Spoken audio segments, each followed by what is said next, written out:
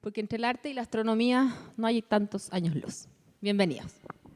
Así es, muy buenas tardes.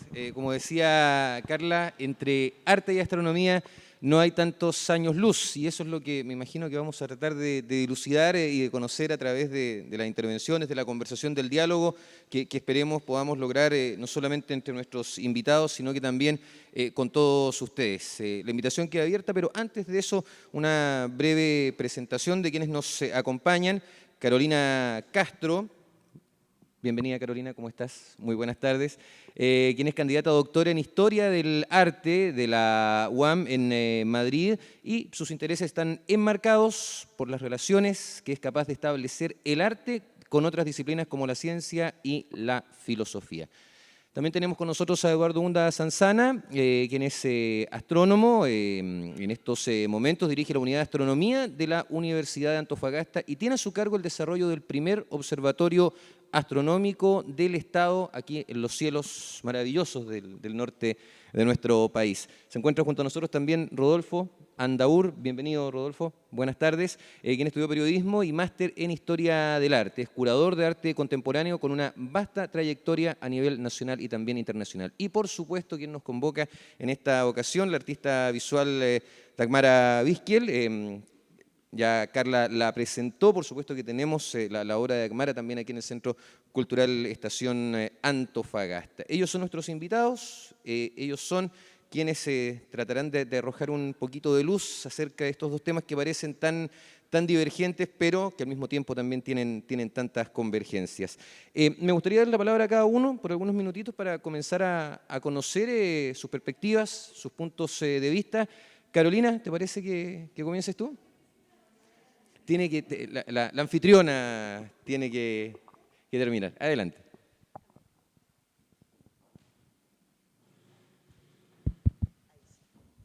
Hola. ¿Se escucha? Porque yo me escucho a mí misma, ¿sí? Bueno, gracias a todos por venir. Gracias por la presentación. Gracias, Dagmara, por la invitación. Bueno, como decía tú un poco, yo he estado los últimos 4 años de mi carrera dedicada a mis estudios de doctorado en Historia del Arte, y principalmente creo que mi investigación fue como un campo en el que lentamente fui tratando de unir 3 áreas que me parecían en un principio que iban totalmente como separadas, que eran espiritualidad, arte, conciencia, arte, y ciencia y arte, que parecía como que conciencia, arte y espiritualidad no tenían como nada que ver, pero al final empecé como un camino y un recorrido que me llevaron a darme cuenta que había mucha relación entre ellas, y especialmente como fui descubriendo esa relación fue a través de artistas con los que empecé a trabajar. Uno de los artistas con los que empecé, y me gustaría mostrar una imagen, si es que alguien tiene las imágenes por ahí. Uno de los primeros artistas con los que empecé a trabajar y al que dediqué gran parte de mi investigación de doctorado fue un artista argentino. Es la imagen 1. Un artista argentino que se llama Víctor Gripo.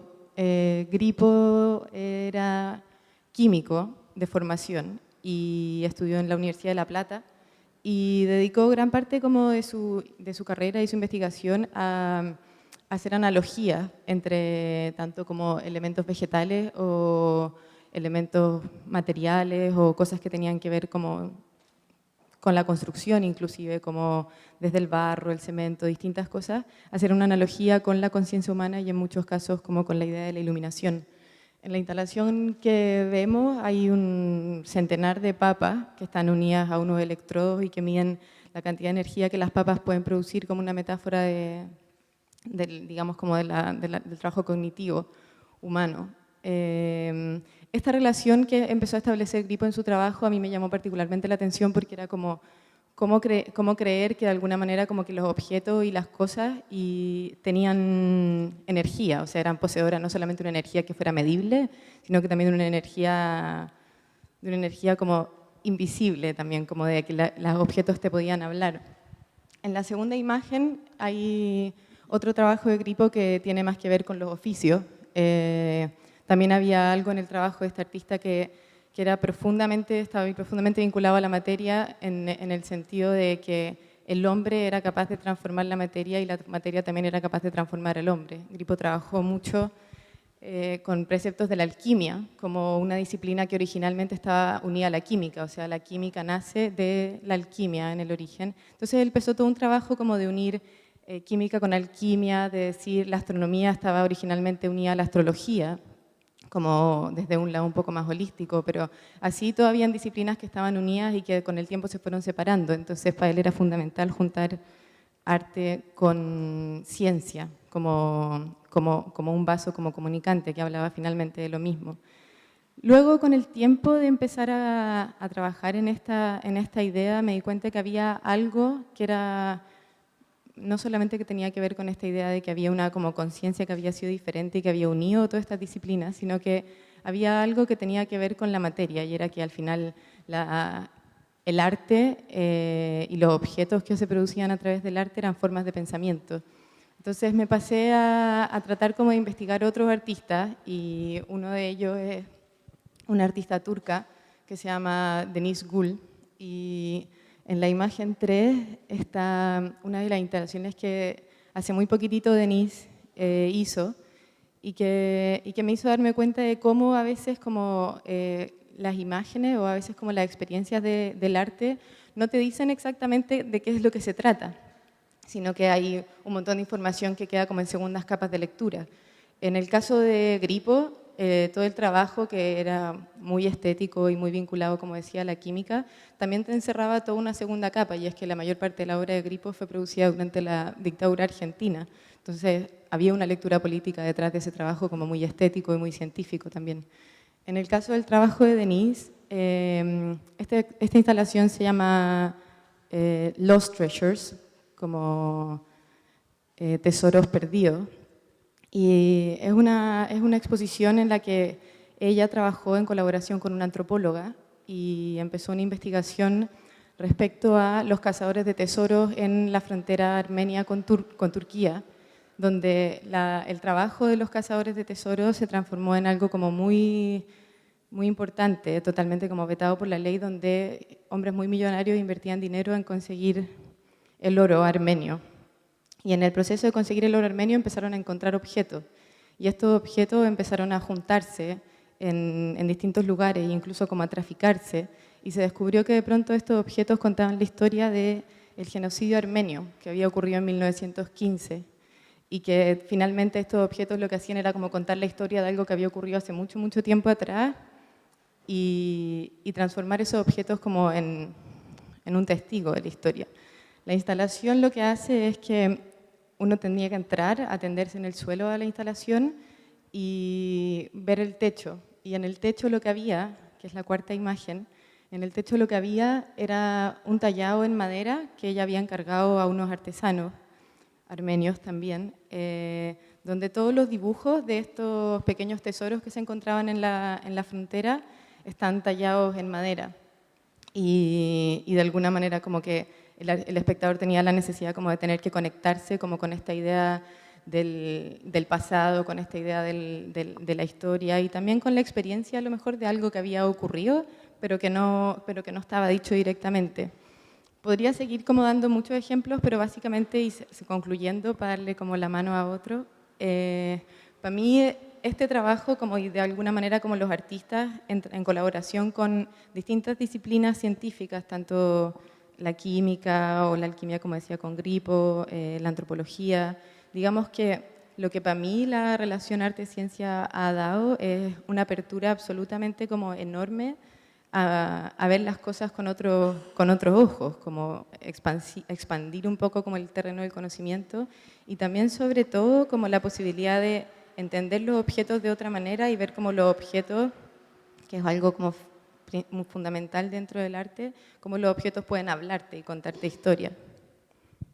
Muchas gracias, Carolina, por habernos presentado parte de lo que estás haciendo en estos momentos.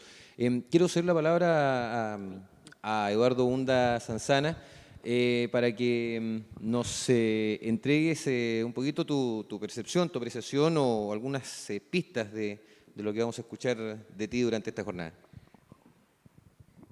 Dame un momento que necesito ayuda técnica de... Te damos un momento, ningún problema. Mientras tanto, quien desee puede acercarse a servirse un café para continuar disfrutando de esta jornada, mientras esperamos los audiovisuales para continuar con este conversatorio. Creo que ahí estamos. ¿Ok, Eduardo? Y falta el audio y... Nos falta el audio. Perfecto. Ya, pero en todo caso, mientras tanto... bueno, lo primero, muchas gracias por la invitación. Este es un tema en el cual no soy experto, como en muchos temas, y me encanta hablar de las cosas que no soy experto porque como que te abre un poquito nuevos horizontes, ¿cierto? Te convierte como en... te acerca a lo que siente un explorador. ¿Ya? Y eso es, por supuesto, una sensación muy grata. Lo que yo quiero hablar, quiero referirme a algunas posibles aproximaciones, ¿ya?, que hay entre la astronomía y el arte.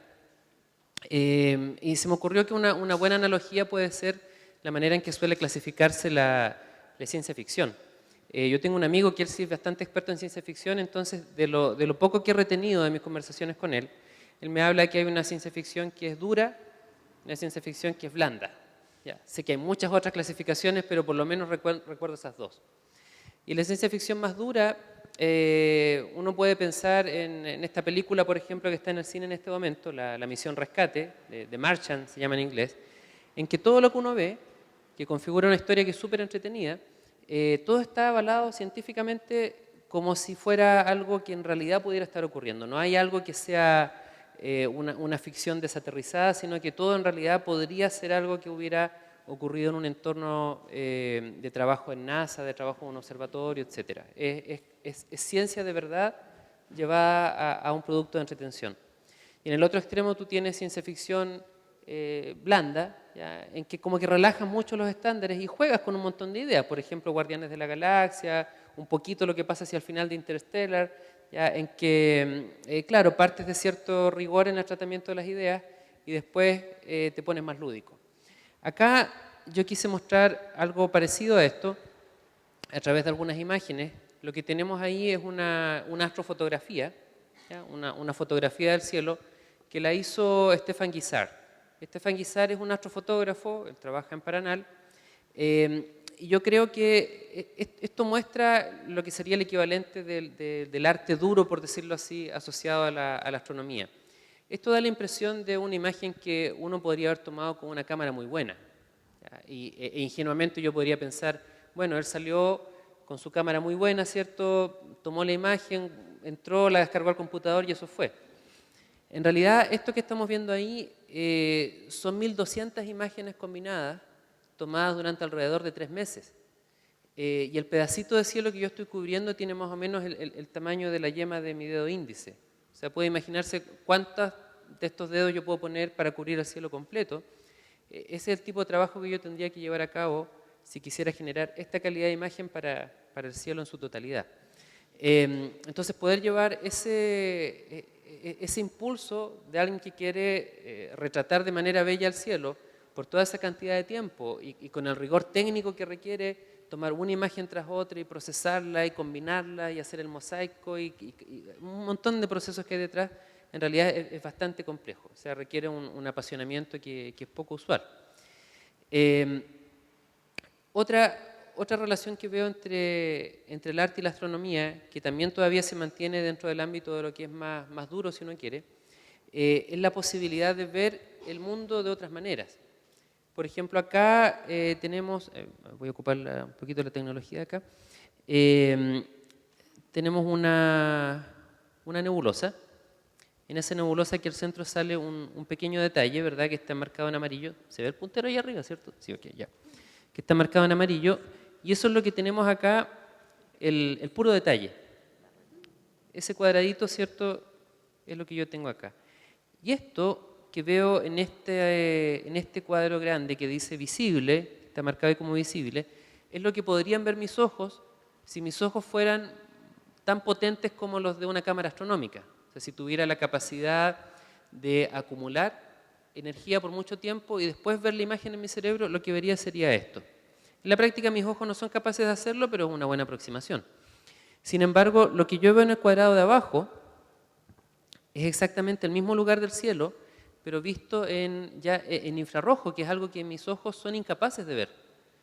Estoy en la imagen de abajo viendo el universo de un modo que me era imposible verlo si no hubiera sido porque tenía este conocimiento científico de que hay otros ojos, que ahora son electrónicos, con los cuales el universo me muestra una cara que antes para mí no estaba ahí. Cuando ustedes escuchan hablar, por ejemplo, de ALMA, ALMA lo que está haciendo es mostrarnos el universo cómo se ve en ondas de radio, y es un universo que es completamente distinto, por eso es importante que ALMA exista, no nos basta con Paranal u otros observatorios. ¿Cómo pasó esto? Ahí. Ya. Pasando ya ahora a algo más lúdico, estas analogías que aparecen aquí en esta imagen, la verdad es que no tienen la menor fundamentación física, científica, biológica, de nada, pero son sumamente entretenidas, porque ahora nos permiten ver el universo de otra manera, pero en realidad es una manera que es un poquito más emocional, si yo quiero. Lo que estoy haciendo es comparar imágenes que son todas científicas, pero en escalas completamente distintas. Lo que tengo aquí arriba a la izquierda es una imagen al microscopio de una neurona. Y lo que tengo aquí arriba a la derecha es una imagen simulada en el computador de cómo son las superestructuras en el universo, de cómo se concentra la materia en el universo. Y la verdad es que ambas se parecen mucho visualmente. Entonces pensar que ahora en mi cabeza ¿ya? Yo tengo algo que se parece a las grandes estructuras del universo, probablemente me cambia un poco el día a día. Es como que ya no estoy haciendo las cosas del día a día con la misma actitud, me siento un poco más especial, ¿verdad? Y lo mismo está ocurriendo acá, por ejemplo, también es una imagen al microscopio del nacimiento de una célula, eso es la muerte de una estrella. Tengo acá un acercamiento a un ojo y esta es la estructura de una nebulosa. De nuevo, son imágenes que científicamente no guardan conexión entre sí, pero generan una cierta respuesta que es más emotiva. Y bueno, y para terminar mi planteamiento, algo que ya de frentón es netamente en el plano lúdico. Esto es algo que hice hace un tiempo como un juego, que pensé que era la ocasión apropiada de compartirlo. Hubo un artista, no sé de qué nacionalidad, que creó música a partir de lo que estamos viendo ahí. O sea, él dijo, mira, los pajaritos que están parados en los cables eléctricos recuerdan a las notas en un pentagrama. ¿Ya? Entonces él transcribió la melodía y compuso algo. A mí se me ocurrió que se podía hacer algo similar poniendo un pentagrama sobre las estrellas. Entonces básicamente mi idea fue, podemos hacer que las posiciones de las estrellas más brillantes sean ciertas notas de la escala musical, ¿verdad? Y dependiendo del brillo de la estrella les asignamos un tipo de instrumento y una duración y todo eso. Bueno, escuchemos un poquito cómo suena. De nuevo, no tiene ningún significado científico, pero es entretenido. A ver.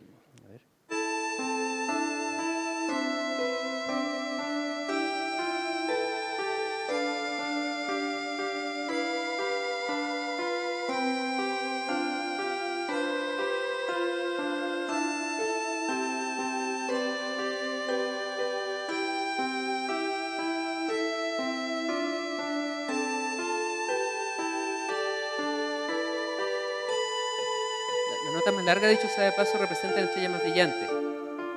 Las notas más cortitas y más sostenidas son estrellas más débiles. Entonces estábamos pasando ahí por el centro de la galaxia, por eso se escuchaba esa melodía más rica, y ahora es como nos estuviéramos alejando hacia la periferia.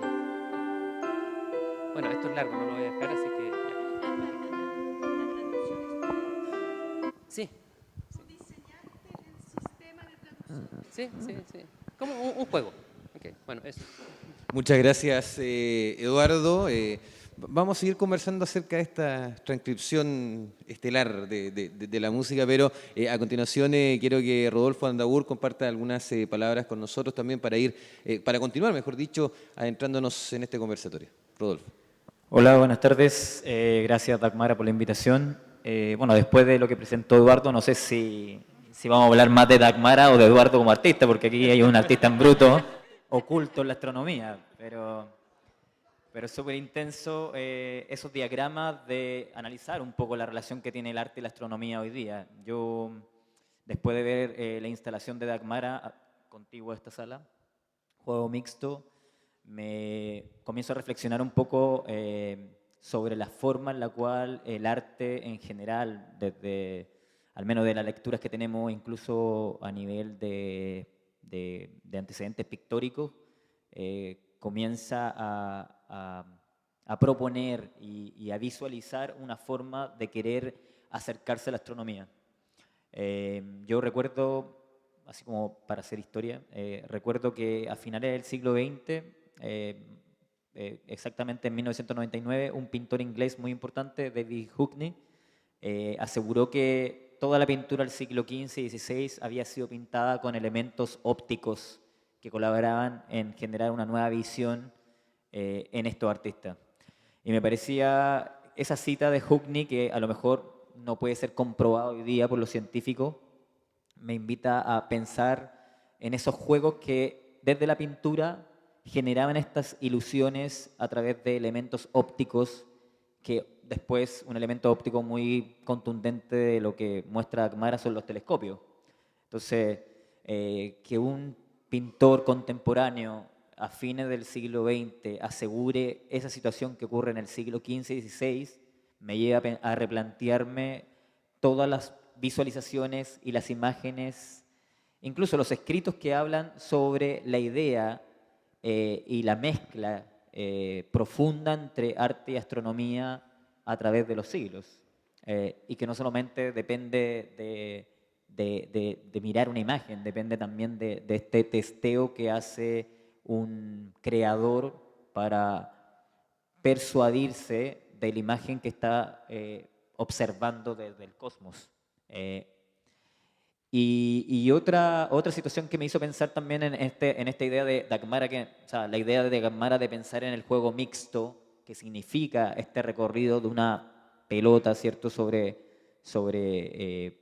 el Observatorio Astronómico ALMA, me hizo también pensar en un proyecto de una artista alemana que se llama Ulrike Arnold, que ella pinta principalmente en los desiertos de los 5 continentes. Ella ha hecho una carrera, y ella tiene más o menos 68 años, y ha hecho una carrera de 40 años pintando en los desiertos. Y cuando ella llega al desierto de Atacama, y principalmente a la región de Antofagasta, y circunda el poblado de San Pedro de Atacama, Ulrike se da cuenta de la gran cantidad de relación estética, discurso oral, tangible de San Pedro de Atacama y la astronomía. Entonces Ulrike comienza a hacer un recorrido, ella con sus telas, ella es una pintora, ella con sus telas recorriendo y caminando por distintos lugares de San Pedro de Atacama, y comienza a pintar con la misma tierra de San Pedro de Atacama, y al darse cuenta de que dentro de estos pigmentos de tierra podían haber elementos que venían del espacio, se pone en contacto con el Centro Astronómico Paranal, que colabora con ella en generar un proyecto donde la mayoría de sus pinturas sean desechos o restos de meteorito que se encuentran en la región.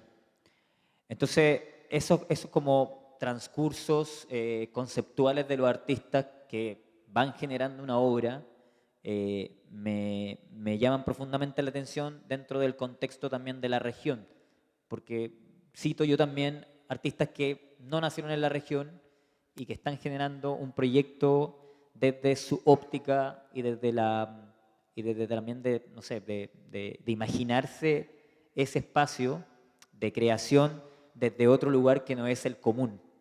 Bueno, Dagmara ya es chilena, entera chilena, ya no es tan polaca, pero me llama la atención que sea ella la que proponga esta visión de producción de arte desde la región, mirando a esa otra posibilidad de imagen que tiene el trabajo de la astronomía.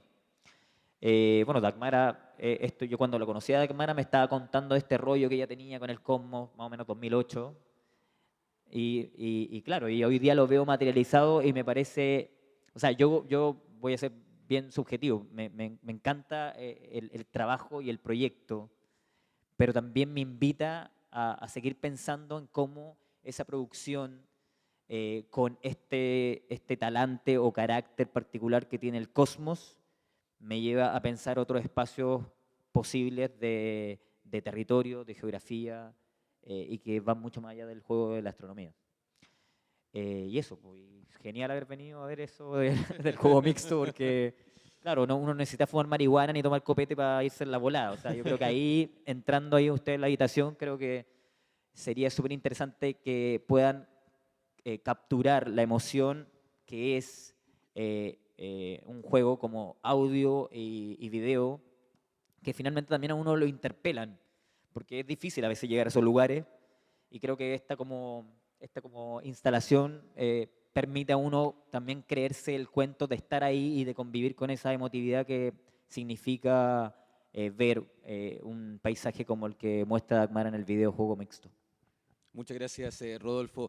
Y bueno, para cerrar un poquito esta primera parte introductoria, la creadora de Juego Mixto, Dagmara Bisquiel, ya más antofagastina que polaca, totalmente de acuerdo contigo, Rodolfo, quien por supuesto nos va a comentar, espero, un poco acerca de tu intención al generar justamente esta instancia de conversación y de diálogo. Bueno, buenas tardes, buenas noches. Primero me corresponde decir justamente como autora, como gestora de ese proyecto, que bueno, es posible aquí reunirnos hoy gracias al proyecto que fue apoyado por 2% de Cultura, FNDR, y ese proyecto considera primero la exposición, la posibilidad de exponer la videoinstalación que está en la sala de al lado hasta el 11 de noviembre. Hemos realizado un workshop también con niños y bueno, hoy estamos aquí justamente dialogando sobre ese tema que sí desde hace bastante tiempo que me apasiona. Y quería contarles que, bueno, hace un tiempo estuve invitada por Alma a un encuentro un poco parecido a este en GAM, en Santiago, y tuve un rol opuesto al tuyo, como lo organizó Alma, entonces yo fui la única artista y todos al lado mío eran grandes astrónomos, entonces ahora te devuelvo la mano, jajaja. Ahí justamente es cuando preparé algunas diapositivas, de alguna manera formalicé o por lo menos dibujé algo que demuestra mi manera de pensar esa relación. Ahí hay vamos a esperar que se conecte. Yo les voy a contar más o menos de qué nace esa reflexión. Nace desde el sistema de educación. Yo he trabajado 12 años en educación, creo tener cierta vocación en esa línea y por lo tanto también estoy cuestionando fuertemente esa área que creo que mayoría tiene sus peros, tiene sus contras y tenemos claro que hay mucho por mejorar y hay mucho por cambiar. Una de las cosas que molesta, y eso es como claro también el hecho que estamos aquí, estamos conversando, lo demuestra, que todavía sigue vigente en sistemas educacionales la manera de división de áreas que proviene, me corrigen, más o menos del siglo XVIII, XIX, y que divide el mundo, ¿no?, en artes, ciencias, humanidades. Después, en siglo XIX, al lado de ciencias aparecen tecnologías y ciencias aplicadas, que son después derivan las ingenierías y áreas parecidas. Pero en general es eso, ciencia por ciencia, ciencias aplicadas, humanidades, artes, y hay un área más que ahí se va a visualizar, que es como híbrides, que son las carreras más nuevas, por ejemplo, de comunicaciones, ¿no? Pero también están al lado de humanidades, o por ejemplo, diseño, ¿no? Pero también son aplicadas, ¿no? Entonces, esas frases cliché que todos hemos escuchado y seguimos repitiendo, eso es lo peor probablemente, a veces a nuestros hijos, que si te va genial en matemática, probablemente no te va a ir bien en la clase de piano, ¿no? Si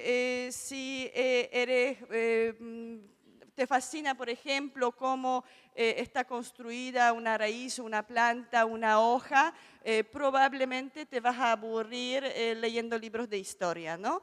Etcétera, etcétera. O sea, son todos unos clichés que hoy en día la neurociencia y otras áreas han demostrado que es todo un error, que absolutamente no es así. Se ha demostrado que, por ejemplo, no sé si empezar de matemática o empezar de música, pero los que tienen mejores resultados en matemática frecuentemente son más sensibles en área sonora, digamos, ampliamente. Y probablemente al revés también, ¿no? O sea, cruces que el colegio no nos permite hacer, por ejemplo, ¿no?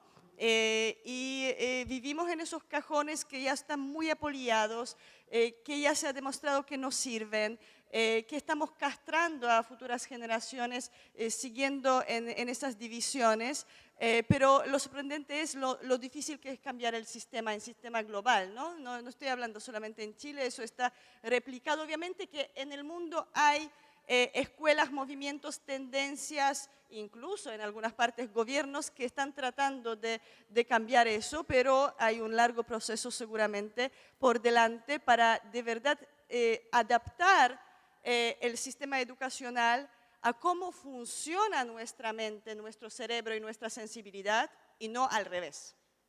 Porque hoy en día claramente es al revés, y al revés desde hace muchos siglos, ¿no? Entonces, respecto a eso, estaba pensando que podríamos repensar justamente el orden de las áreas y romper como las estructuras de esa cajonera, ¿no? Primero vamos a ver la cajonera tal como estamos acostumbradas a verla, y es muy parecido, van a ver.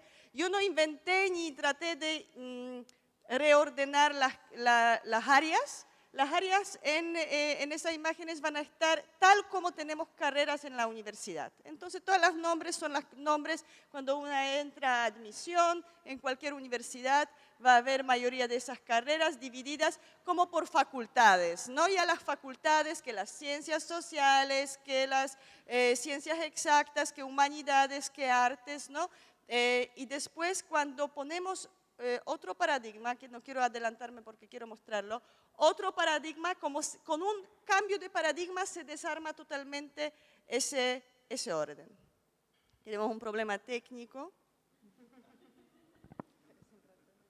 Pero estamos tratando de solucionarlo rápidamente para continuar con la presentación de Dagmara Vizquel en este Yo voy a decir conversatorio. entonces algo que, bueno, algunos que estaban en la inauguración han escuchado, pero estaba pensando porque no está relacionado exactamente con las diapositivas que quiero mostrar, pero cuando estaba pensando, estaba diseñando ese proyecto, estaba pensando sobre relaciones entre arte y astronomía, me han surgido algunas ideas bastante poéticas relacionadas justamente con esa unión.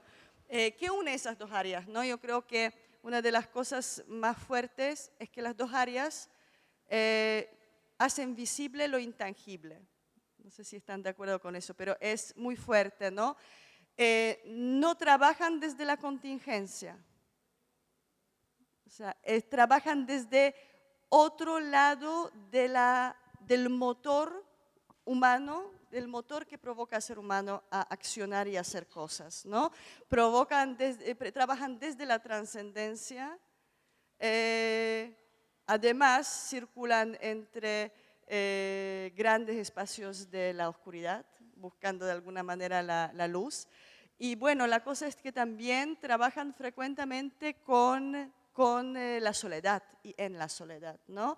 Es el mundo del astrónomo, tú me lo dices de repente, nada que ver lo que estoy diciendo, pero yo tengo la impresión que el mundo de astrónomo, tal como lo he visto un poco en Alma, y el mundo de artista visual son mundos muy, muy autistas, ¿no? En la búsqueda de algo más allá, que también une las dos áreas. Claro, es que la convicción, que puede ser fe, convicción, pero que no es comprobable, pero tú insistes que vas a llegar a eso, ¿no? Sí. Ya, eso como una anécdota relacionada con mis reflexiones sobre el tema. Siguiente.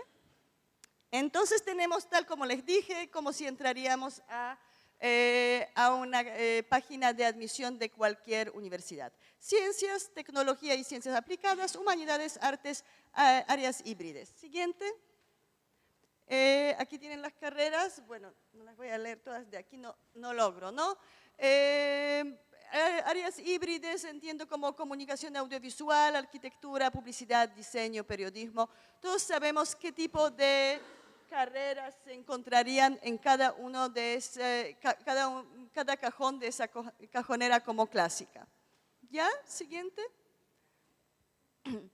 Después los agrupo entendiendo que ciencias, tecnologías, ciencias aplicadas son objetivos lógicos, medibles, comprobables, razonables, tangibles. Mientras cuando humanidades y artes son subjetivas, interpretativas, antropocéntricas, intangibles. Y esa área híbrida es pragmática, adaptable y mediática. Y ahora eso es el paradigma que les contaba. O sea, yo divido entre lo contingente, cuestionamientos contingentes, o sea, carreras que buscan respuestas a cuestionamientos contingentes y cuestionamientos trascendentales. Entonces, ¿cuáles serían los contingentes? Cómo organizar los sistemas, cómo aplicar las teorías, cómo rentabilizar los procesos productivos, cómo ampliar el mercado, cómo atraer al receptor, cómo modernizar la estructura, cómo prevenir y curar enfermedades. Mientras cuando cuestionamientos trascendentales serían quiénes somos, de dónde venimos, a dónde vamos, cómo funciona el mundo, cómo nos relacionamos, cuál es el sentido de nuestro ser, qué hay más allá de lo comprobable empíricamente. Eso serían más o menos, puede ser que falte bastante. Entonces, la primera parte, las carreras que corresponderían al lado izquierdo, perseguirían desarrollo y crecimiento, intereses prácticos, mientras los segundos perseguirían la verdad, ¿no? Sobre el hombre y el mundo, la verdad entendida como el conocimiento máximo al cual persigue el ser humano. Y ahora la última diapositiva es justamente cuando baja ese paradigma, me falta la flechita, imagínense que hay flechita, el extremo lado izquierdo y extremo lado derecho. Y aquí colocaba, según mi percepción, las mismas carreras, desde lo más pragmático, por ejemplo, como finanzas o construcción civil, lo puse más en el lado izquierdo. Después tenemos toda la gama como de mezcla entre uno y otro en diferentes porcentajes para llegar a las carreras que buscan esa, digamos, esa verdad abstracta o simbólica o imposible de llegar a conocer en su totalidad, que sería justamente antropología, arqueología, astronomía, música, filosofía y matemática. Según mi opinión, esas carreras son las que más persiguen esos fines. Puede ser que muchos de ustedes no estén de acuerdo, no sé, los periodistas los metí más al lado izquierdo que al lado derecho, de repente algunos no estén de acuerdo con eso, los arquitectos como en la mitad, ya la sociología más a la derecha que a la izquierda, y sé que la sociología puede ser muy pragmática, entonces también depende cómo uno toma sociología, ¿no? Pero es como mi ejercicio, una propuesta, porque creo que eso de verdad, si las carreras, por ejemplo, nos mostrarían de esa manera, estaríamos de repente un poco menos perdidos de acuerdo al estímulo más básico que promueve mi actitud como persona, mis ganas de estudiar algo, mis ganas de conocer algo, dónde me quiero inscribir en ese mundo, dónde quiero ir en contexto laboral y donde, lo que de verdad provoca resonancia conmigo misma, ¿no? Y en ese momento vemos la cercanía de arte, de artes visuales y astronomía que están absolutamente en el mismo lado, ¿no? Y ahí como que se me hizo clic, se me cerró un poco esa necesidad de buscar esas relaciones y lo que yo sentía y sospechaba desde antes que sí, no tantos años luz. Gracias. Así es, muchas gracias, Dagmara. A mí, para comenzar un poco con esta ronda de preguntas, desde ya los quiero invitar a participar. Me queda dando vuelta un tema que dentro de la presentación del volante creo que también vale la pena acotar. Y por ahí mencionas también que tanto astronomía como arte oscilan entre la luz y la oscuridad. Lo mencionaste brevemente. No sé si Eduardo está de acuerdo con que tanto arte como astronomía están ambas entre la oscuridad y la luz. ¿Y cómo definiría tu perspectiva? ¿Qué puede significar? Quizás hasta poéticamente oscuridad y luz, o pragmáticamente, como lo desees. Bueno, en lo que me corresponde que es conocer de cerca la actividad astronómica, yo creo que es un buen planteamiento. En estas ideas o asociaciones más convencionales que muchas veces se hace respecto a lo que el conocimiento, perdón, a lo que la ciencia produce, ¿cierto?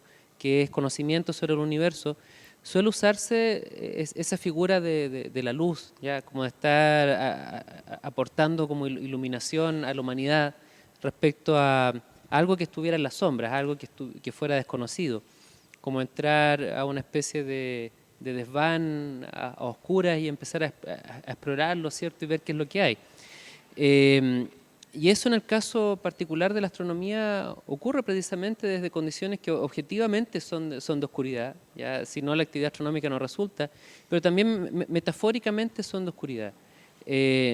Nosotros partimos necesariamente desde lo local hacia lo universal, ¿ya? Y creo que pocas veces se puede aplicar mejor esa expresión.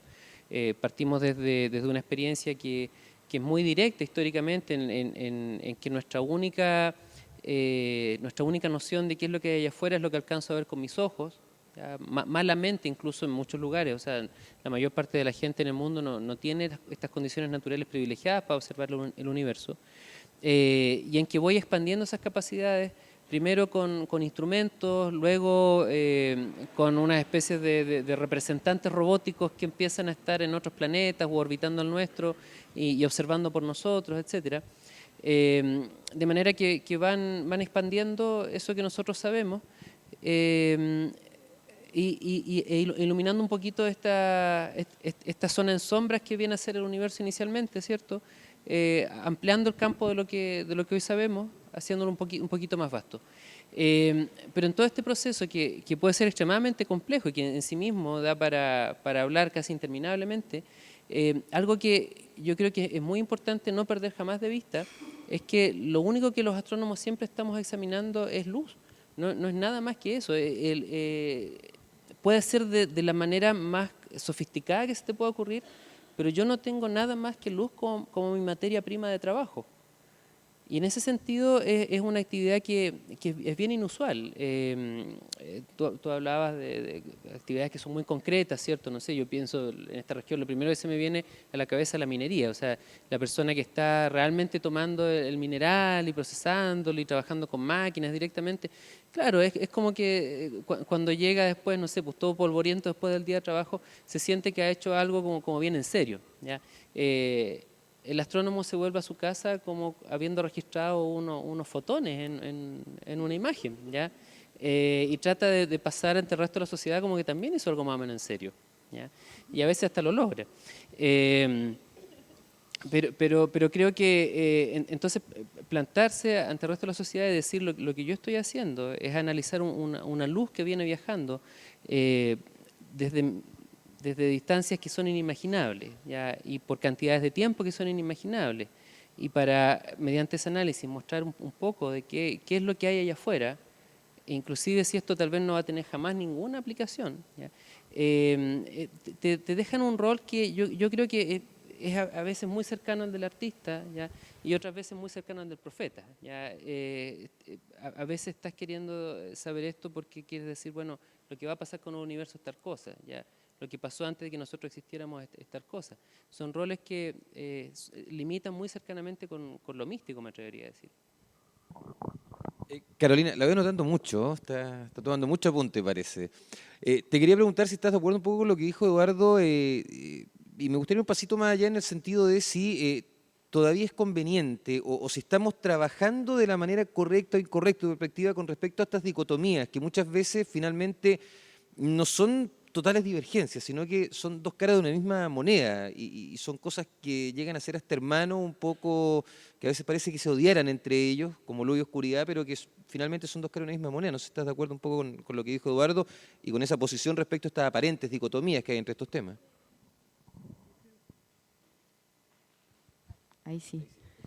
Yo creo que tiene que ver mucho con lo último que dice Eduardo, que al final son como, o sea, hay algo en eso que tiene que ver con la dimensión de la existencia y que tiene también que ver con lo que hablaba la Dagmara, como al separar las disciplinas y decir cuáles son las trascendentales.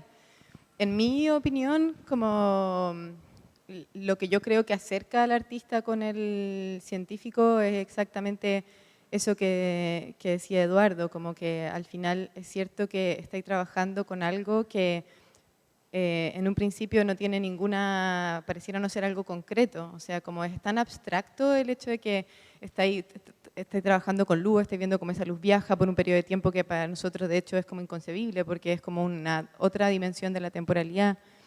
Pero de alguna manera también hay algo en el artista que es el hecho como de pensar en crear algo que no existe. O sea, si tú trabajáis con la creación, digamos, tenéis que pensar en cómo eso que está en tu cabeza, eso que viaja a otra temporalidad dentro de tu cabeza, se transforma en algo tangible, se transforma en un objeto que dialoga con el otro, un objeto que transmite cosas, que genera experiencias, entonces como que en esa dimensión del que al final del día el minero llega a la casa, como tú decís, como lleno de polvo y qué sé yo, con la sensación de que como viene lleno de polvo tiene la sensación de haber hecho algo, y el otro viene e imprime como unos fotones y el artista llega a lo mejor a la casa como diciendo ya, como que ya sé lo que voy a hacer o ya lo estoy haciendo o de hecho lo estoy exponiendo, pero tú tampoco nunca podés saber cuál es la dimensión en la cual eso afecta al otro. En algunos casos concretos sí, en algunos casos alguien encuentra un planeta y eso significa algo puntual, en algunos casos un artista viene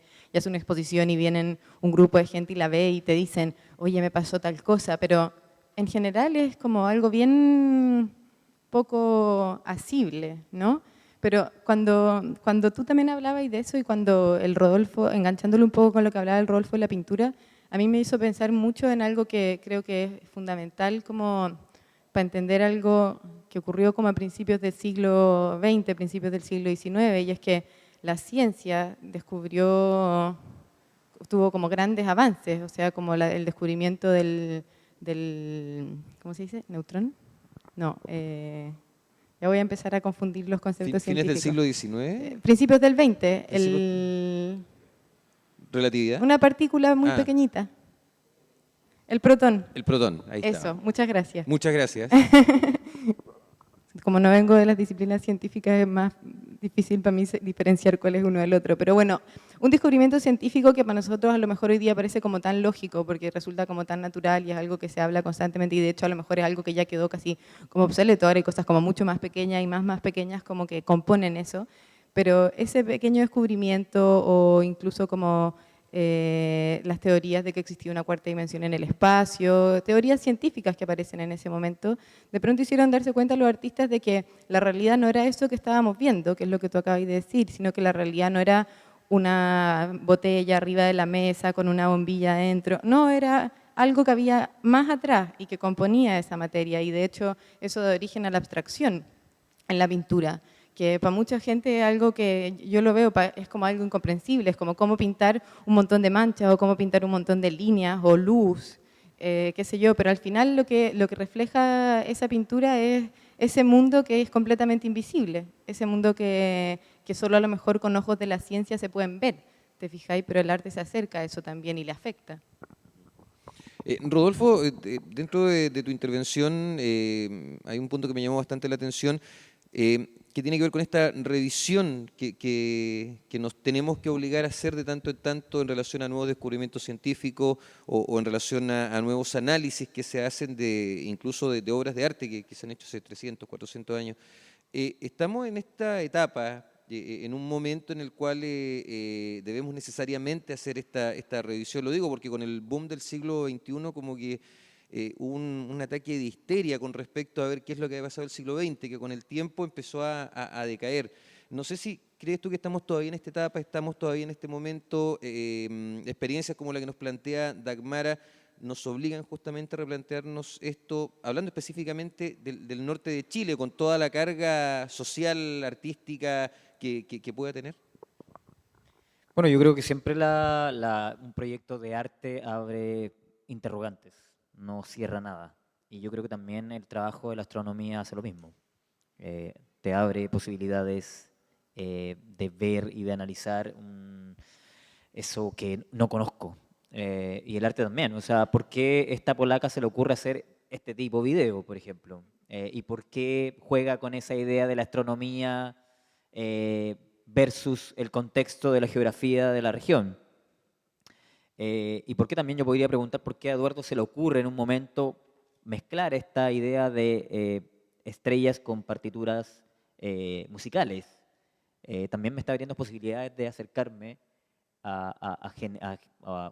como a mediar en lo que él cree que es arte versus lo que está mostrando la Dagmara en el contexto de este centro cultural.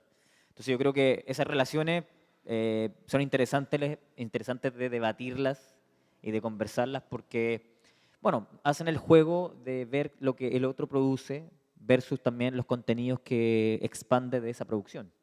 Y eso obviamente no puede quedar al margen de los análisis incluso físicos, químicos, antropológicos, políticos que muestran estas dos formas de pensamiento científico, que creo que la pone en este caso la Dagmara con esta visión de esta pilota rodando en Alma, y en el caso de Eduardo, que me llama mucho la atención que lo hace con esta partitura, y creo que sería súper bueno que en algún momento lo planteara también como una forma de, claro, o sea, no sé si de llamarlo ejercicio artístico, pero digo, una forma de plantearse también esa posibilidad que tiene él de crear versus lo que está viendo constantemente en su trabajo. Una forma de percepción.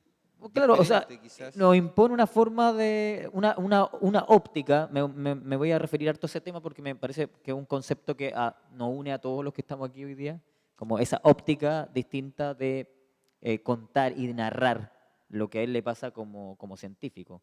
Y lo mismo pasó con Dagmara cuando genera este video y cuando se involucra con estos temas que finalmente terminan abriendo posibilidades de ver solo una parte de esa creación artística que puede devenir en otra cosa. O sea, esto también es un video, pero esto también es un registro fotográfico, esto también es un escrito, esto también es poesía, esto también es performance.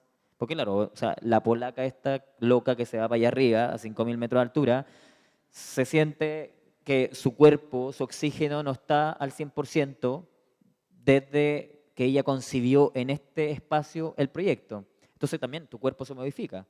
O sea, tu cuerpo estructura, piensa de otra manera un proyecto que tiene las repercusiones que tiene hoy día. O sea, estamos conversando con ustedes aquí en Antofagasta respecto de lo que hace Dagmara, pero repercute también en el trabajo de Eduardo, que me parece que es súper interesante también como él se involucra dentro de esta idea del juego, finalmente, que significa ver y analizar una obra de arte, que tiene también este concepto obra de arte que tampoco me gustaría mucho como ondear, porque obra de arte como que reduce a algo que casi es inerte, que está en una foto de un catálogo. Esto es otra visión, esto tiene un contexto que no sé, me llama profundamente la atención y que me abre esas otras posibilidades, como dije, de plantear un problema.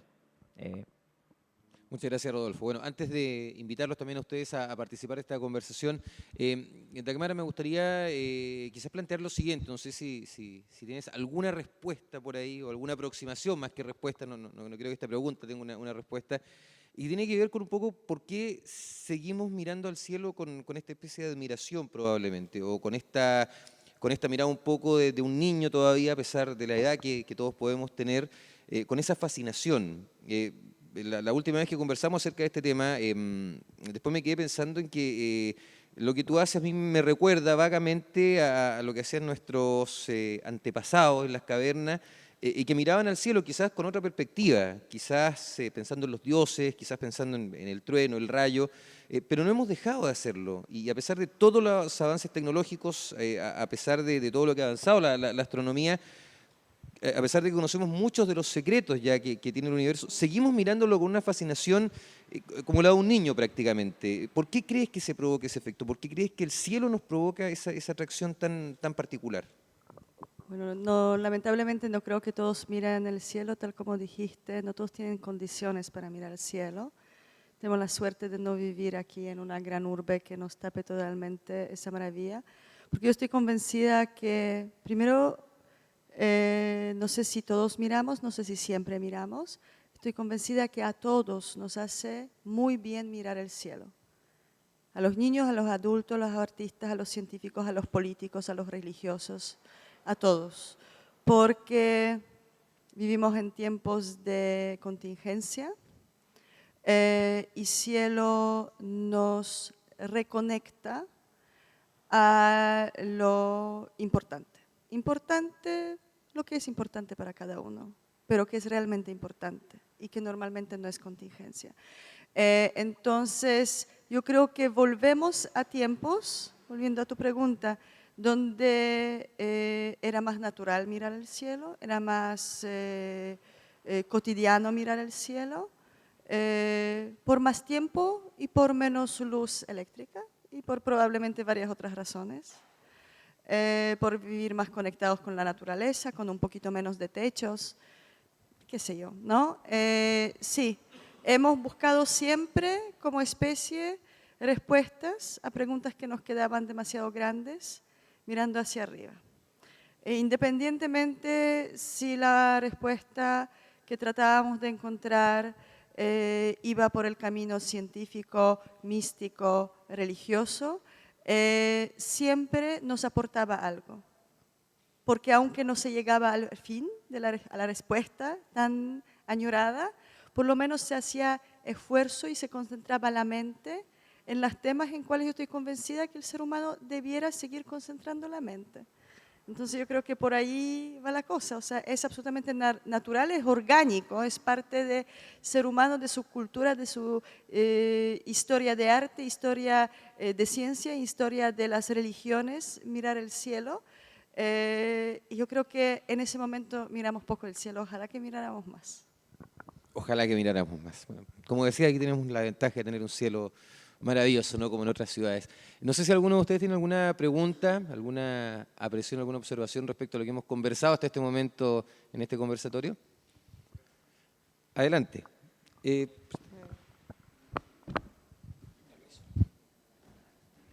¿Cómo está el café? Exquisito, nada que decir. Yo soy más tímido, permiso. Bueno, primero darle la bienvenida, agradecerle mucho acá que han llegado acá al país. Bueno, yo soy uno de los apasionados en realidad de astronomía. Lo vengo siguiendo a menos unos 10 años acá en la astronomía. Y mi profe siempre me decía que el arte y la astronomía son dos cosas muy distintas.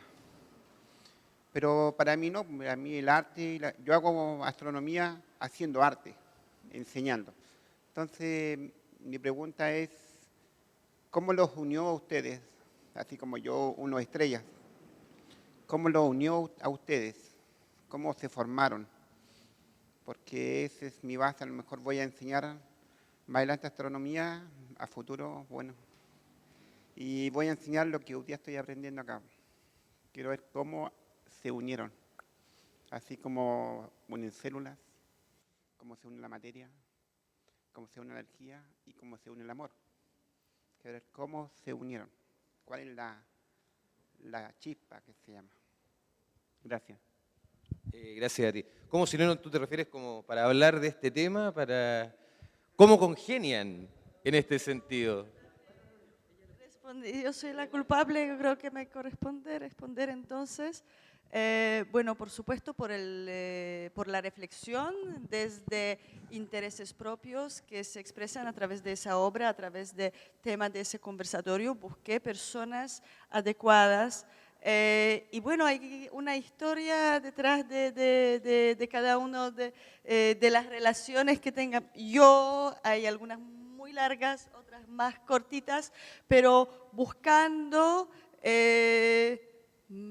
siempre uno buscando, o sea, quién es, o sea, de dónde viene, qué profesional es, pero también con el olfato, sintiendo que probablemente esa persona sí va a tener los mismos intereses, se le va a provocar como resonancia interna frente a ciertas inquietudes, porque obviamente no a todos les puede interesar qué tiene que ver arte con astronomía. Entonces, traté y creo que lo logré juntar a las personas adecuadas que sí también creen que es un temazo, ¿no? Y que vale la pena conversar sobre eso.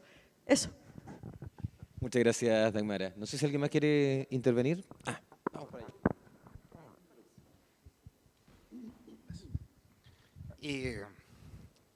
Si bien la ciencia es una materia que nos lleva al futuro, nos lleva a nuevas tecnologías, nos lleva a nuevos conocimientos, nos lleva al progreso, de cierta forma. Y el arte, de alguna manera, está intentando tomar la ciencia como una forma de expresión de progreso.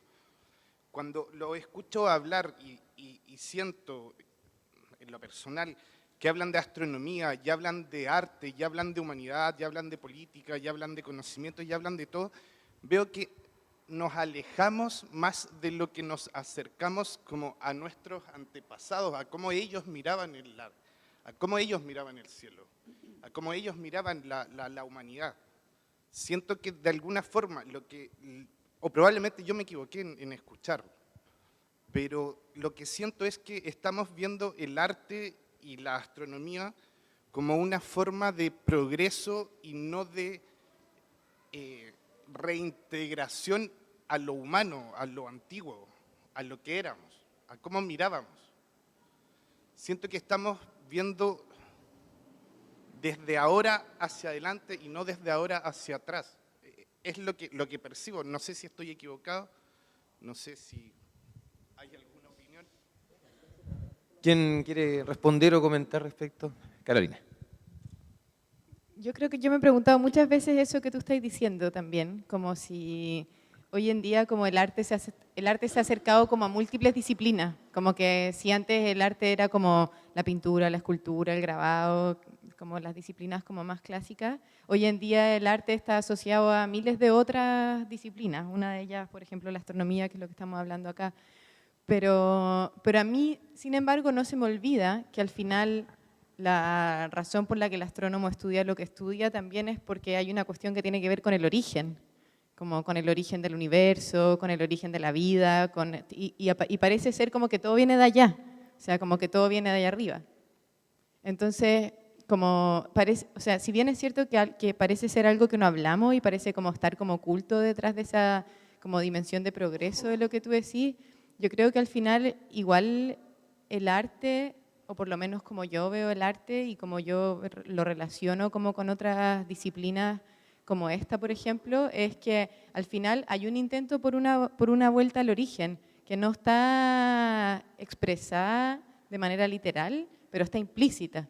Está implícita, por ejemplo, lo que yo decía en los artistas que yo presenté, para mí está implícita en la decisión de trabajar con la materia, en la decisión de trabajar con la mano, en la decisión como de qué es lo que pasa con la artesanía, qué es lo que pasa cuando alguien hace algo con sus manos y lo construye. No todos los artistas hoy día hacen cosas con sus manos, muchos a lo mejor como que diseñan cosas y las mandan a hacer y qué sé yo, pero al final igual la Dagmara tuvo que mandar a hacer una pelota de golf gigante que la pensó y que dijo, no sé qué sé yo, y hay algo que yo creo que te conecta con ese lugar que tiene que ver como con ti mismo. O sea, yo soy una súper creyente, voy a decir, como en que hay algo en la disciplina artística que tiene mucho que ver con conocerte a ti mismo para poder finalmente volcar ese conocimiento en algo y transmitírselo a otro. Entonces, como que yo creo que hay mucho en el arte hoy en día y quiero creer que cada día más, y sobre todo aplicándolo como al terreno de que es una disciplina en la que hay que ser profundamente intuitivo, Hay una cuestión que tiene que ver con el pasado también y con lo original, pero no con lo original de novedoso, sino como con lo original de lo originario. Brevemente, antes de la siguiente pregunta, Eduardo, quería retomar un tema que creo que quedó de esta conversación. La astronomía es una mirada total y absoluta hacia el pasado. ¿Cómo tomas la pregunta de nuestro amigo acá para poder también ahondar desde el punto de vista de la astronomía en torno a este tema y esta mirada al pasado, hacia el origen incluso?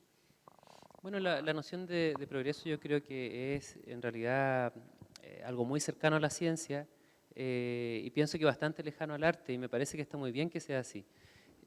Mi ciencia, la ciencia que hacemos hoy, te lo puedo decir categóricamente, es mejor que la ciencia de hace 100 años.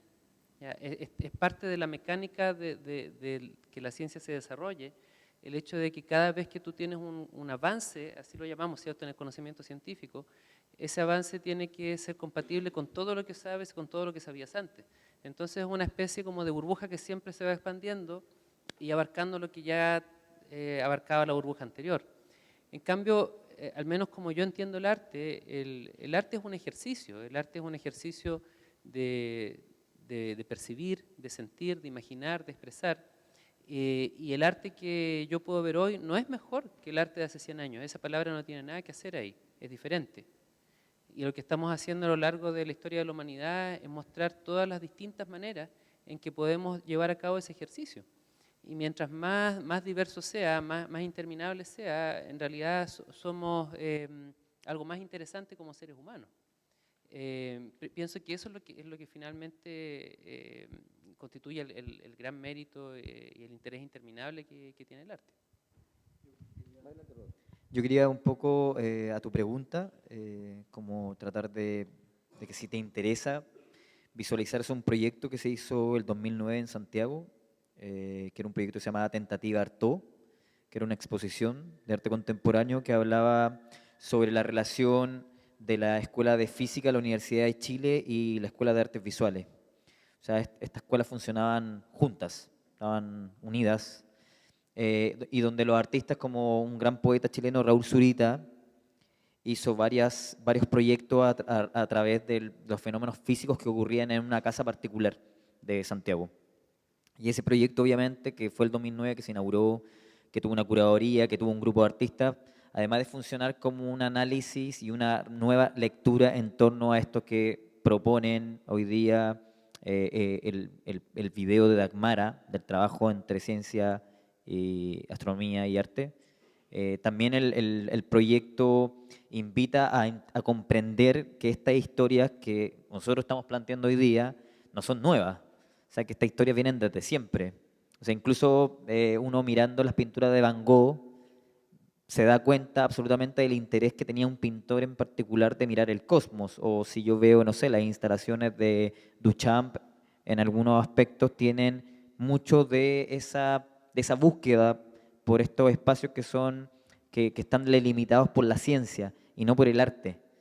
Porque finalmente el arte es, bueno, lo que vamos a hablar son imágenes que yo estoy revisando de cosas que yo llamo obras de arte, pero todas esas cosas tienen un proceso. Entonces, al ver este proyecto Tentativa Artaud, creo que te habría entregado también una posibilidad de acercarte a algo que es desconocido.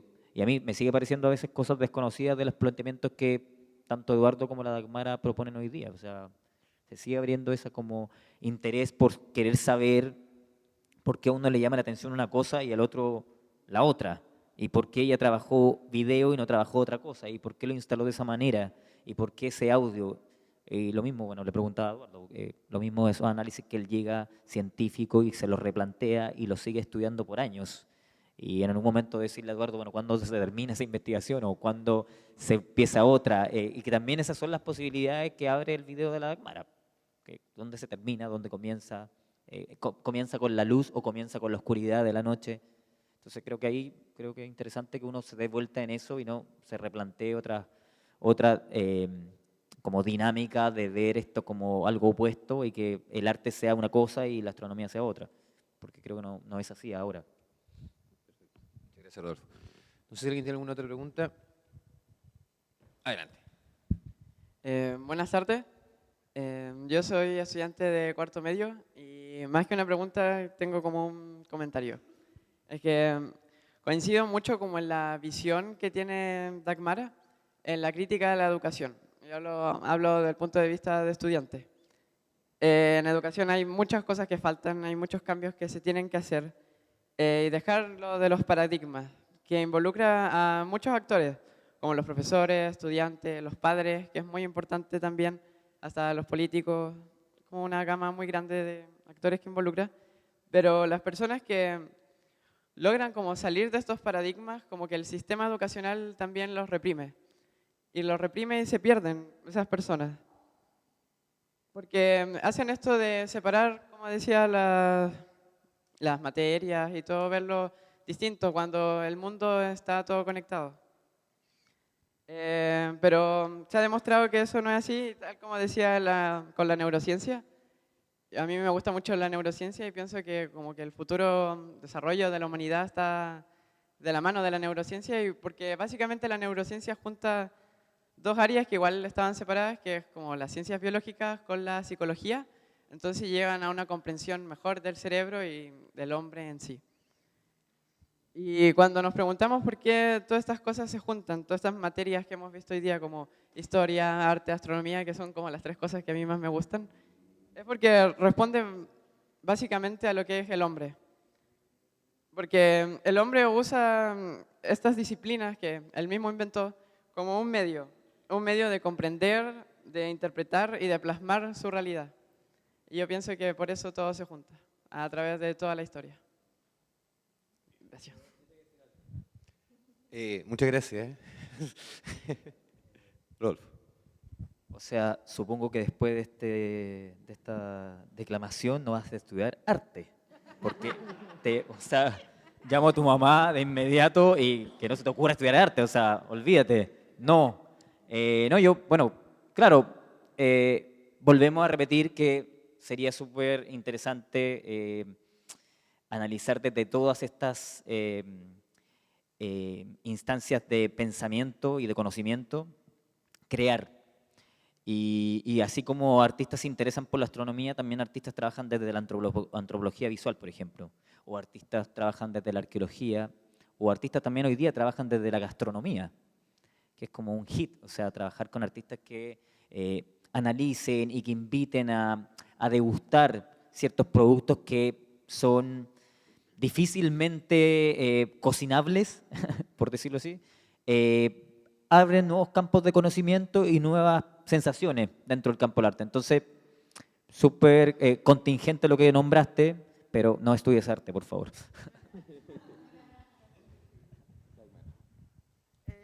Bueno, ahí mencionaste el tema también de depresión, en el sentido de que si tomas opción por ver el mundo de esa manera, de manera un poco justamente de cambio de paradigmas, yo creo que la represión, si volvemos a astronomía, orgullosamente mi compatriota Copernic, o sea, ¿tú crees que no lo reprimieron? Que sobrevivió, tenía suerte, otros no tenían esa suerte. O sea, opresión del lado conservador por los que proponen cosas nuevas en todas las áreas, históricamente estaba siempre enfrentando opresión. Antes era peor, antes te quemaban, te mataban, te cortaban la lengua. Hoy por lo menos no pasa eso, ¿no? Entonces, sí, es que es así. Puedes seguir repitiendo todo lo que te enseñaron y no correrte ni un centímetro más y vas a tener una vida cómoda, sin riesgo y requete aburrida. O puedes elegir el otro lado. Y ahí sí corre el riesgo que puedes sentir en algún momento profesional, especialmente en trabajo, algún tipo de represión. Probablemente sí, pero es un signo para ti solamente que estás haciendo las cosas bien.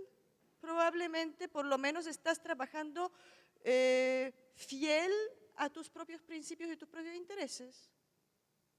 Nada más que eso. Muchas gracias.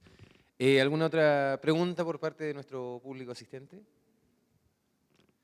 Adelante. Buenas noches. Antes que todo, me siento honrado al estar ante ustedes. Le agradezco. La primera acotación es con respecto a lo que se tocó más o menos con respecto a lo que es neurociencia, a grandes rasgos, una explicación básica. Estudia en cierta forma el espectro del razonamiento humano. Entiéndase espectro, el rango, o sea, si decimos rango, estamos acotándolo. Hay unas cotas del razonamiento humano. Y eso se aplica a todo orden. De hecho, la astronomía investiga en su estado cognitivo los astros, todo el universo. El artista en su estado cognitivo y anímico tiene su espectro para expresarse. Un análisis más o menos paralelo para que comprendamos. El espectro del razonamiento humano, si nosotros comprendemos, por ejemplo, la amplitud de ondas, el espectro del razonamiento humano es muy restringido. Es decir, si nosotros hiciéramos la analogía, el espectro del razonamiento humano como el rango de visión humana que fluctúa aproximadamente entre 400 y 700 nanómetros, no obstante, hacia el lado izquierdo podríamos tener los ultravioletas y al lado derecho tendré los infrarrojos. No los vemos, pero existen. ¿A qué apunta esta analogía?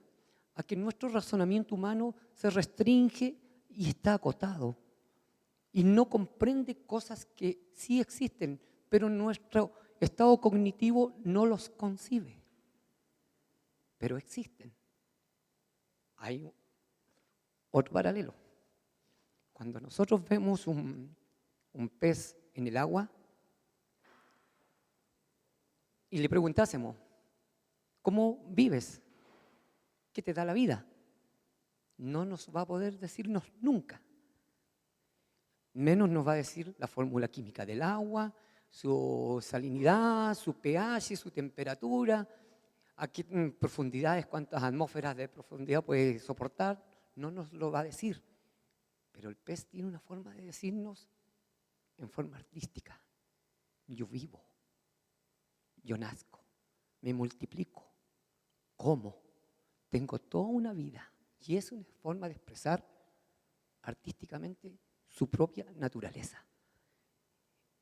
Entonces, nosotros ahí podemos hacer los paradigmas, los paralelos, digamos, con respecto a un análisis de lo que es neurociencia. Ahora, a mí me llama mucho la atención y me gustó y lo felicito con respecto a la partitura que puso en las estrellas y salió la música. Y salió una música armónica, no un desorden musical. Entonces, ¿qué produce deleite al hombre en el arte? Esa pregunta que se la responde a cada uno. Paralelo a ello, hago otro análisis. En una oportunidad salió públicamente ustedes le darán el calificativo, pero más o menos lo voy a decir para que más o menos lo puedan entender. Artista o pseudoartista, o vil puede ser. Con respecto a lo siguiente. En un hormiguero, ustedes conocen cómo construyen de barrito, de arena, construyen su casita las hormigas. Y vino esta persona, hecho aluminio derretido. Luego le sacó todo el barro, la limpió bien y dijo, esto es arte, a costa de la vida de esos seres. Entonces, ahí, ¿dónde está el espectro de razonamiento como persona para decir, esto es arte y esto es algo vil? Porque estaba matando a las hormigas. ¿A causa de qué? O sea, puedo decir, hago algo de esa naturaleza y puedo decir, no, si es arte. Yo planteo esto a modo de que salgan todas las ideas y todas las opiniones. Muchas gracias. Muchas gracias a usted. ¿Quién quiere comenzar? Quizás con el último punto, podría ser. La Dagmara es la artista, responsabilizada totalmente. Es que muy complejo primero hablar de, o sea, de lo que es arte y lo que no es arte. Se ha hablado miles de horas en, yo creo que todas las latitudes, se ha escrito millones de textos, buenísimos más o menos y menos, y todos tienen su opinión. Yo creo que en eso es la esencia. A mí me parece bien que cada uno tiene su teoría sobre eso y que no hay en el fondo manera de demostrar que una es mejor que otra. Entonces, hay teoría que un cierto circuito académico muy profesional y muy preparado decide lo que arte es y no es. Lamentablemente, hoy en día es mayormente así, pero mayoría también dice que no debiera ser así. Que es el público que decide. Entonces ahí entramos en problema. ¿Qué público? Mi vecino, mis dos vecinos, los de la otra calle. El público es mi ciudad y si yo no quiero que sea mi ciudad, entonces me voy a otra ciudad. O el público tiene que todo el mundo enterarse de mi obra y evaluarla como vamos a hacer una votación universal si juego mixto es arte o no es arte, por ejemplo, ¿no? Imposible. Entonces, tercera opción. La más peligrosa, pero la más atrayente y la única pragmáticamente aplicable, que lo decide solamente el mismo artista, ¿no? Sin meternos en qué teoría, desde qué época o de qué autor proviene, más o menos son esas tres tendencias, creo que no se me... Bueno, hay otro, pero esas son las tres grandes, ¿no? Es súper patúo como artista decir que yo voto por la tercera, y lo reconozco. Pero de otra manera, ¿por qué alguien tendría que decirme si soy o no soy artista? Ahora usted puede decir, para usted no soy, o soy mala artista. Ok, y también está en su absoluto derecho. Pero si yo soy o no soy artista, decido yo. Porque si tendría que decidir mi mamá o mi colegio o mi país, probablemente hoy en día, no sé, sería dentista. ¿Y por qué tendría que ser dentista si soy feliz siendo artista?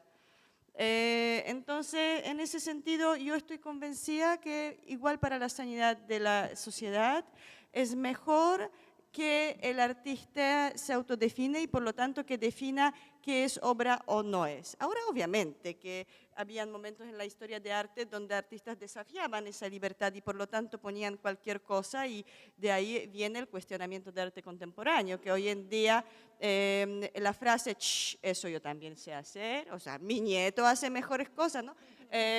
¿Cómo? Eso va a ser arte, ¿no? Etcétera.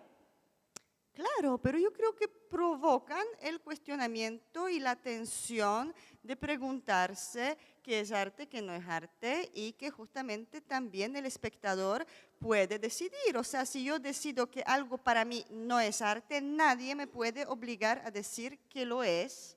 Y es también libertad del espectador, porque no solamente el artista está oprimido en otras épocas, pero también el espectador que se lo llevaba al museo y se le decía, eso es gran arte. Eso es arte más o menos y lo que hace el tipo en la calle arte no es, ¿no?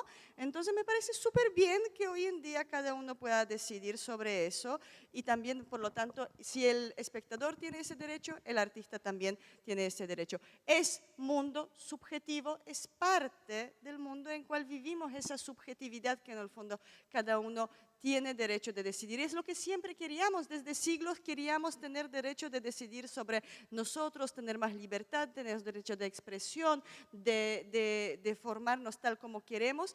El resultado es que no existe la respuesta, eso es arte o eso no es arte. Nos sentimos un poco perdidos, pero es el precio que hemos pagado como humanidad, o sea, en el siglo XXI, que ahora cada uno tiene que mamarse en soledad de responder ese tipo de preguntas, ¿no? El ser o no ser. Carolina o Rodolfo, adelante. O sea, yo creo que la pregunta también de si lo que hizo, por ejemplo, este tipo desubicadamente matando a las pobres hormiguitas, claro, eso obedece a a un consenso social. En este caso, aquí estamos llegando a un consenso social de que el proyecto de Dagmara es un proyecto de arte y porque está en una sala de exposición y está siendo exhibido. Pero hay una parte del público que puede decir que eso no es arte y que eso es parte de un video promocional de una empresa, etcétera. O sea, yo creo que hoy día la sociedad está tan educada en las imágenes, o sea, la nanotecnología, esto educa hoy día no a través de textos, sino que a través de imágenes, que hoy día perfectamente el cuestionamiento básico de un ser humano parte por lo que ve y no por lo que está leyendo o incluso por lo que está compartiendo. Entonces, en todas circunstancias se llega a ese cuestionamiento que tú hiciste y que creo que es súper válido, porque claro, yo también yo elijo también como curador con qué artistas trabajo. Y obviamente los artistas que no trabajo me dicen, bueno, porque él no me considera artista. Y claro, porque yo no me interesa lo que ellos hacen. Entonces me interesa lo que hacen los otros. Y ahí empezamos también con el cuestionamiento de lo que uno valida por lo que hacen los otros y no valida lo que hacen otros porque a uno no le convence la forma en la cual plantea los problemas, la forma en la cual trabajan. O sea, yo como trabajé en Iquique mucho tiempo, por ejemplo, me llamaba mucho la atención que no me interesaba lo que hacían los pintores. Entonces la gente me decía, pero si eso es arte. Y yo, pero no me interesa la pintura de esta gente. Encuentro que la pintura es horrible la que hacen. Y así respondía, y no me interesaba, y lo respondía así. Pero claro, empecé a encontrar que muchos de lo que pintaban tenían intereses particulares en otras áreas, como era la performance y el video. Y en un momento ellos comenzaron a hacer videos y performance. Y fue muy, para mí, alucinante, porque sin ellos, yo haberlos provocado, a lo mejor, claro, cuando dije que era horrible su pintura, los tipos dijeron, vamos a guardar todo esto, Eso no lo vamos a vender, claro, y vamos a dedicarnos a hacer otra cosa. Pero sí uno podía considerar una lógica de lo que era el gesto de pintar con el gesto también de querer grabar en una cámara, con el gesto también de ocupar mi cuerpo, que ya mi cuerpo ya no lo estaba ocupando para pintar, sino que mi cuerpo lo estaba ocupando para relacionarme con la geografía del desierto. Entonces, también ahí llegamos a un momento en el cual a ellos mismos los cuestionaron socialmente por decir, bueno, se supone que ustedes hacían arte y ahora, ¿qué hacen? O sea, ¿por qué se les ocurre hacer videos, performance? Y eso finalmente nos invita a pensar en esta subjetividad que tiene la opinión de quien nos ve. Así como yo veo memes en Facebook y que perfectamente puedo elevarlo a la categoría de arte contemporáneo, también tengo que cuestionarme el tema de cómo hago juicios cuando entro en la dinámica de ver algo, una imagen, una postura, y lo que decía Dagmara, de gente a lo mejor que hace cosas en la calle que no son artistas, pero que para uno provocan un interés estético, un interés político, un interés que sucumbe a todo lo que uno ha establecido como arte. Tampoco el arte tiene que estar dentro de un espacio expositivo. O sea, también hay otras manifestaciones que ocurren, por ejemplo, en La Tirana. La gente que baila frente a la Virgen de la Tirana pone en cuestión la danza contemporánea. Y eso, bueno, creo que sería bueno que todos fuéramos, en un momento nos trasladáramos a La Tirana y observáramos, y claramente es así. La danza contemporánea tiene otro tipo de cuestionamientos, pero ¿por qué ese bailarín que profesa una religión, que en otros casos es pagano, no va a tener derecho a cuestionarse también esa relatividad que tiene el cuerpo, la geografía, la fe depositada en algo y que entra en trance y baila por 11 horas al frente de un sol recalcitrante con una temperatura? Yo encuentro que esas manifestaciones que no están en un espacio expositivo, que están ahí vigentes, también cuestionan el rol de otras prácticas artísticas. Y creo que es súper evidente que uno pueda llegar a esos cuestionamientos siempre y que no se limite a decir, bueno, si no me gusta, me van a decir que no entiendo arte. No. O sea, si tú lo cuestionáis, súper bien, porque nos invitáis también a hacer la reflexión de de que también los artistas empiecen a hacer obras más bonitas, porque a veces hacen cosas tan horribles que el público obviamente entra como en cuestionamiento rotundo de que eso no es. Pero está bien que uno piense y que analice esa temática de qué es arte y qué no es arte. No sé si Eduardo o Carolina tienen algo que agregar. Sí, me gustaría compartir algo, es que parte de lo que estábamos conversando me recordó que cuando se empezó con este tema de generar imágenes con intención más artística en astronomía, los astrofotógrafos se sentían bien parias, porque como que los científicos no lo tomaban muy en serio por lo que estaban haciendo. ¿Ya? Porque en realidad no solamente estaban tratando de obtener el dato, estaban tratando de que la imagen se viera hermosa. Pero en el otro extremo, los artistas tampoco los tomaban en serio, los artistas, digamos, convencionalmente reconocidos como tales, porque decía, bueno, es que tú no estás creando, estás tomando una foto y tratas de ser muy riguroso nomás.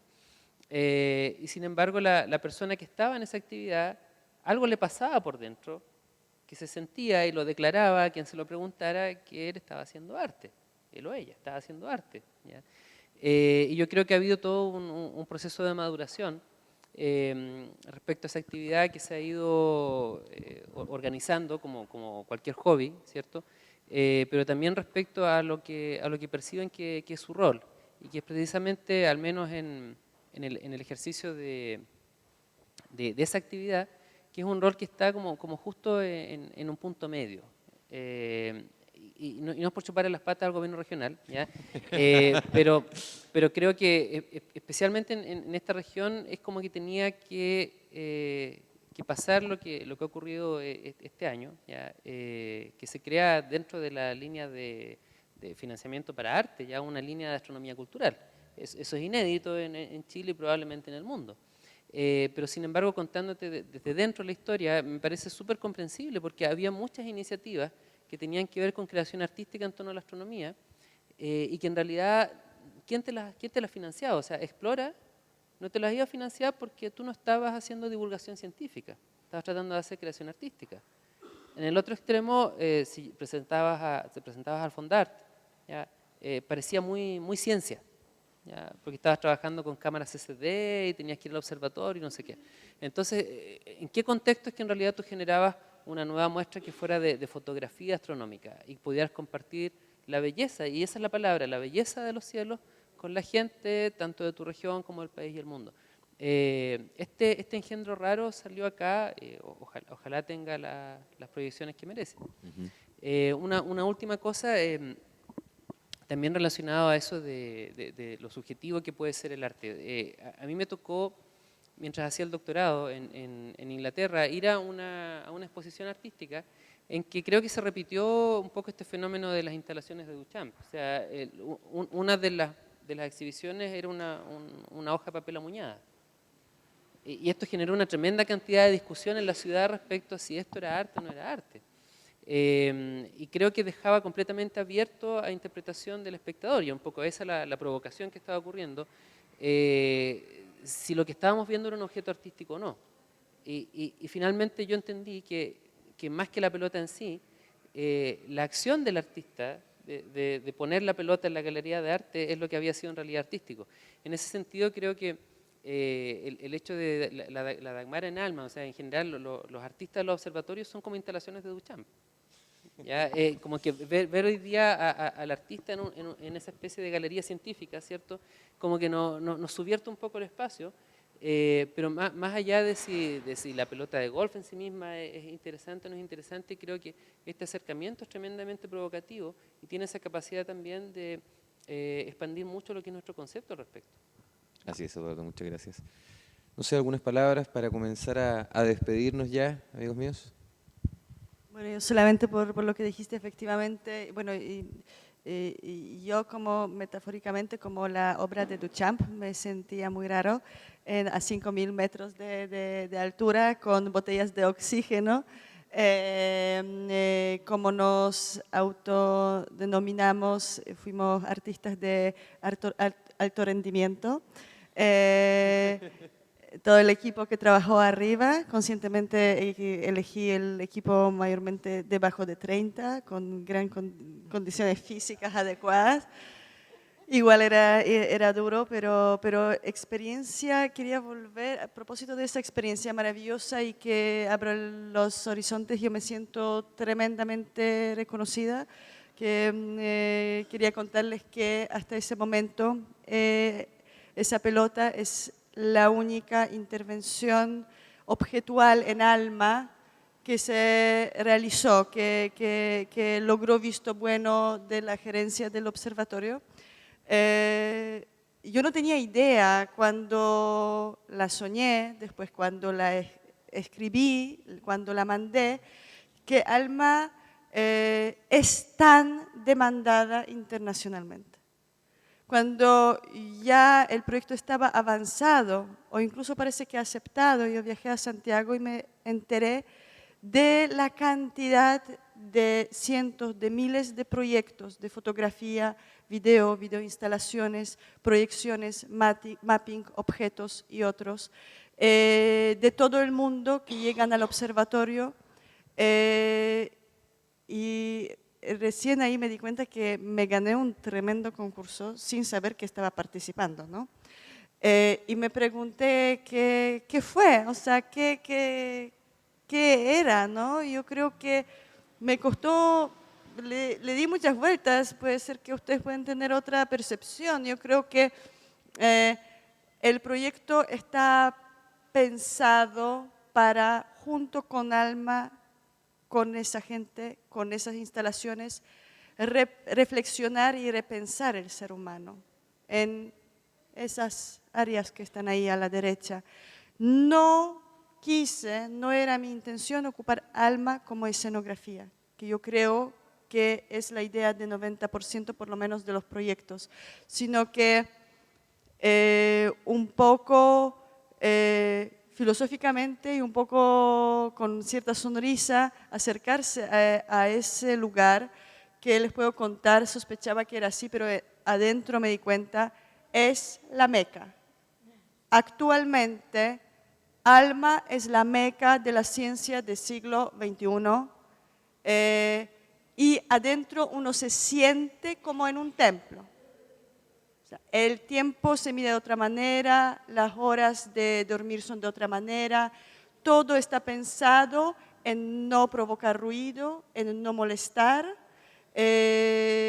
todo está diseñado de esa manera y uno siente que está en un lugar donde yo llegué para instalar una pelota, pero donde habían grandes científicos, me imagino que grandes porque estaban ahí y yo sé que ellos tienen que postular para tener sus 10 días y llegan de otros lados del mundo y probablemente esos 10 días son tan significativos para ellos para poder hacer un paso más en su investigación, ¿no? Entonces, de verdad, estar en ese templo era una experiencia maravillosa y yo creo que esos cruces también nos permiten que surjan cierto tipo de reflexiones. O sea, yo de alguna manera también puedo decir que en mi vida, y no solamente como artista, como persona, hay un antes y después de Alma. Y lo que me encantaría que algún día un astrónomo dijera que en mi vida hay un antes y un después de ver alguna exposición de arte. Ojalá sea así. ¿Ya? Bueno,